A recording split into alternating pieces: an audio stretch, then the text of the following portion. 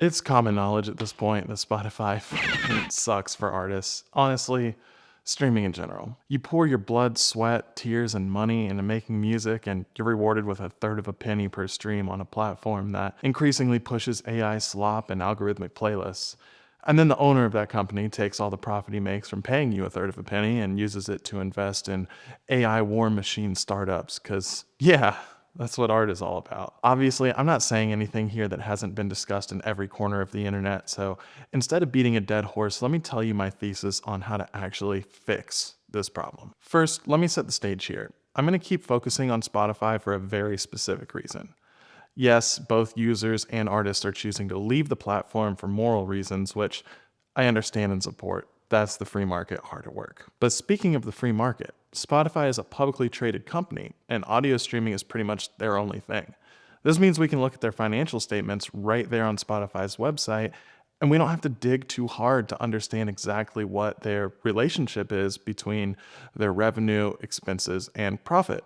Unlike Apple, for example, who does so many other things outside of music streaming. Now, I want to present you a solution that actually makes sense for artists, users, and ultimately Spotify as a company.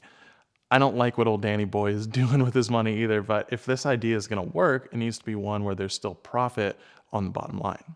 Okay, so diving into hard numbers here, I'll link this in the description so you can go look at it. Every publicly traded company has to publicly display financial reports quarterly for any investors, including retail investors like you and I would be. And this is not financial or investment advice, by the way. It's not that kind of video. I'm looking at this purely from a music business perspective. So if you just go to investors.spotify.com/financials, you will see this page. We're going to go to 2024 because right now that is the latest full year, and a full year is easiest for me to understand. So we'll go to financial statements and hit Q4 so we can see the whole year's numbers. This is where they explain profit and loss and where money is coming from and where it's going to. I've already dug through this and taken notes, so we're just going to go to the consolidated statements of operations on page 104. The top line here is obviously revenue, and these figures are in millions of euros, so we'll just add 6 zeros to this and see that Spotify did 15,673,000,000-ish euros in revenue in 2024. You'll see here cost of revenue and gross profit, and below that we've got operating expenses and of course the total of operating expenses right here, which gives us the total income or profit. Below that, there's a bunch of stuff we don't care about right now. You'll notice though that 2024 was actually the first year Spotify turned a profit. And if you look at some other numbers here, you'll see why. Revenue is up by 18%, but cost of revenue is only up by 11%, and all of the operating expenses are actually down by 12%. But my question was, where is the line item for the royalties Spotify pay artists? Well, it actually doesn't show up as a line item anywhere, so I used the fancy search function and found that there are no hard numbers in this report about how much of the cost of revenue is actually royalty payments. But they do say, and their third-party auditor agrees, that it's really hard to calculate exactly how much is going out in royalties, but, and I quote, cost of revenue consists predominantly of royalty and distribution costs related to content streaming. I'm just going to take an educated guess here and say that 80% of cost of revenue is royalty payments. Maybe I'm being incredibly generous here, but with that assumption, Spotify would have paid out 8.7-ish billion euros in royalties on 15.7-ish billion in revenue, giving them about a 45% profit margin here before other operating expenses are accounted for. And fun note, 55-45 split is actually the same split YouTube pays in the AdSense program. This gave them a 1.4 billion euro bottom line profit, or 8.7% from the top line. So even though 1.4 billion is a ton of money, as far as profit margin, we don't have a lot of wiggle room here to just pay artists more. Now, if we look back at the history of how artists made money off of their recordings, it was based on album sales at, say, 15 bucks a pop, right? The artist obviously didn't see the whole $15 from an album sale, but they don't see the whole third of a penny either for the same reasons. So we'll just look at this one-to-one. A typical calculation for the charts is that 1,500 streams equals one album sale. So what is 1,500 streams worth at a third of a penny? Yeah, it's $4.50, guys. And to sweeten the deal, we've seen a ton of inflation since streaming took over. So why not jump ship and let Spotify just burn to the ground? If I'm being honest, I actually like Spotify. The UI is great. I like that it starts auto-playing similar things if I play something from search. I like playlists that have suggestions as you're building them.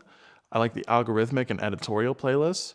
There are a lot of different ways to find new music, and I discover new artists often because of these features. Now, the moral side of this sucks, and I would love to use a site like Bandcamp more regularly, but ultimately, their UI sucks. If Bandcamp had similar functionality, I would be there in a heartbeat.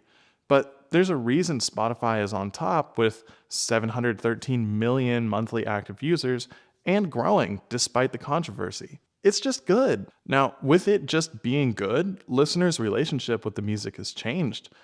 Back when you had to spend $15 on a CD in the early 2000s or $10 on a vinyl back in the 70s, you cherished it.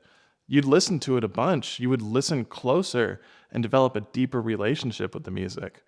Ultimately, I think if listeners get used to having that kind of relationship with music again, while keeping all of the nice futuristic functionality of Spotify, that is where we'll find our sweet spot. So here are my suggestions. Instead of doing a flat rate subscription model, we pay per stream. Pick a number, call it 2 cents a stream. We pay 2 cents a stream and Spotify pays out 55% of that, which would be 1.1 cents. Now, if we multiply that by 1,500 streams, which was our equivalent of an album sale, we're at $16.50. I think that's a pretty good deal for artists, and Spotify keeps their same assumed margin. Just keep growing those active users and cutting your costs, and investors will be happy, right? But what does this mean for listeners?